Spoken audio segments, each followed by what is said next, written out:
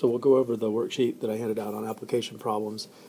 We did the first practice problem on in class, so we'll just go on to the second one. And this one, the structure of this formula, you can see it looks like a quotient. So the quotient rule makes sense for computing the derivative, but it's a little messy. So let's let's give it a try.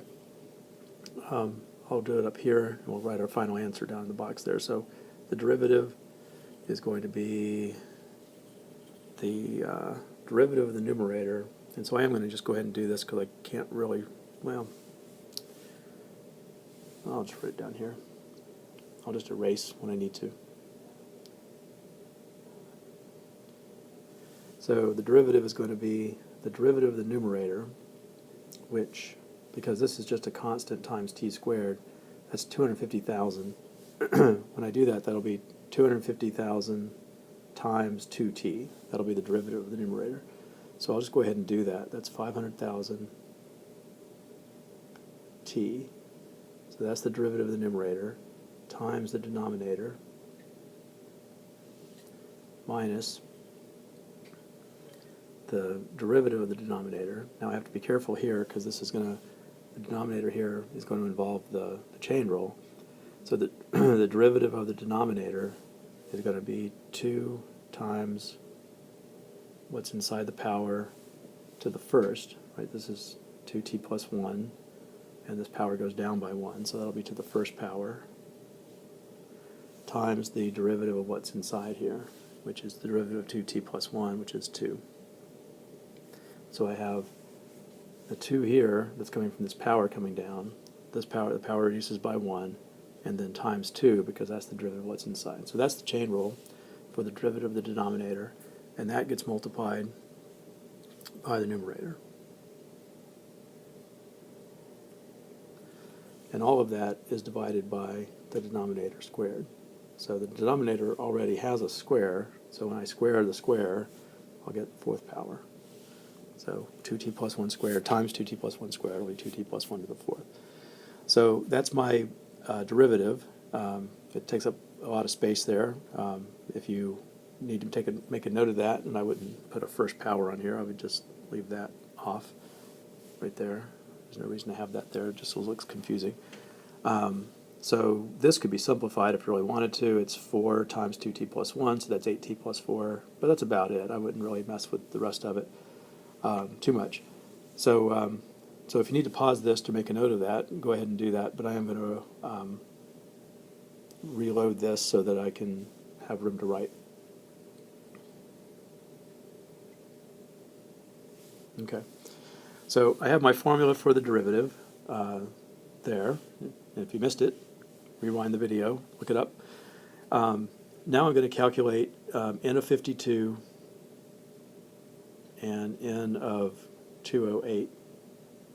And the reason these are significant is, remember that the x-axis here is labeled in weeks since we released this product. So 52 weeks is 1 year. So right about there is the 1 year mark after release. And 208 weeks, it's right there, that's 4 years after release of the product. What's more interesting for a new product is to see it for earlier stages. I think here we'll see that it's kind of run its course, but perhaps we should also add here some other value like n of 2, perhaps. Maybe that'll be more interesting, like 2 weeks after it's released. So we'll throw that in as well. Anyway, so the n of 52 comes from plugging 52 into this formula, right? And so that's going to be a y coordinate on this axis. So when the x is 52, the y is approximately, use a calculator, I get about 61,315, around that ballpark. So that is the number of items that I've sold, right? So it's quantity sold is what the outputs are. So that's the number of items sold. So in my graph, that is the x is 52 and the y is about 61,000. So that's a point right around there if I can draw it with my stylus. So x is 52, or t is 52, and the output is about 61,000. N of 208 is the calculator 62,200. And so you can see that there's not much difference between these two things. So you've sold 61,000 after 1 year, and after 4 years you've only sold 62,000. So this is the idea that the initial spike in a new product often levels off, and then you need some new marketing strategy or change in the product or something to get another spike. And that's if you're lucky, right? If you're not lucky, then the sales will start coming down. I mean, not the overall sales, but it'll actually be zero. I mean, you'll actually sell nothing. So at least you're selling something, and then the question is it worthwhile? Anyway, but compare that with N of 2, just to complete the picture. It's not part of the problem, but N of 2, the reason I picked 2 is because that comes out to be a nice number, because down here you get 5 squared, and that's 25, so it kind of cancels out there. So N of 2 is exactly 40,000. So right off the bat, you're getting like 40,000 in sales when after 2 weeks, and then after a year, you're up here to 61,000, and after 4 years,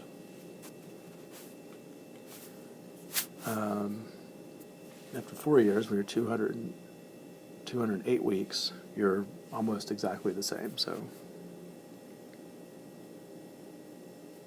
somewhere in there. So this graph, of course, when t is 0, you haven't sold anything. So so the graph looks like this. It spikes very, very quickly and then levels off. The derivative, and we'll add n prime of 2 in here for completeness. N prime of 52, n prime of 208. So this is how fast your sales are growing after 1 year and after 4 years. And those we put into the formula for n prime that we got a minute ago, and then I took off the screen to clear up the screen. But if I plug these into that formula, let me just do that. Looks like the derivative is about 22.5 or so. And the units here, this is units sold, right? That's the y-axis. The n is in number sold per week, right? So it's always the y units, the number sold per x units, weeks. So I'm selling at the 1 year mark, my sales look like they're coming in at about 22 units per week. When I'm at the 4 week mark, I can plug in 208 into that formula, and I get about 1.43 or 1.4, and that's units per week. So at the 4 year mark, I'm only selling 1.4 units per week, and it's at this point, there's got to be some point where my sales fall off so much that it's not worth making this product anymore, or I need to do some marketing to try to get another spike. Just for comparison, n prime of 2 at the second week, if I put 2 into the n prime formula, I get 8,000. And again, that's a nice one to use just because the numbers come out nice. 8,000 units per week. And so that's a huge difference. That in the second week of sales, it looks like I'm selling this thing like hotcakes. I'm selling 8,000 units per week, and I'm quitting my job and I don't know what, buying lottery tickets, I guess. But I think I'm on easy street. But since it's a new product, it reaches its sort of saturation point and sort of stays there.